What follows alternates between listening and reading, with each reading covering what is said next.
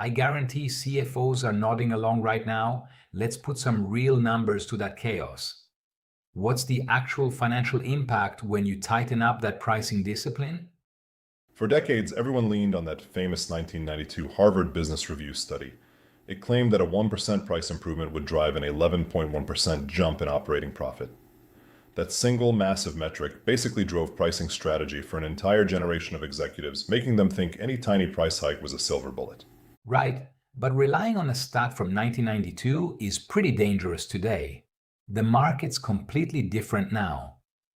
Revolution Analytics recently audited nearly 2,000 public companies to find out what that impact actually looks like today. A 1% price realization gain now yields a 6.4% median boost in operating profit. It's still a huge lever for sure, but you've got to calibrate your expectations to reality. It gets even better if you look at specific sectors. For industrials and manufacturing, that 1% price gain still drives a massive 9.4% profit increase. That's an incredible multiplier.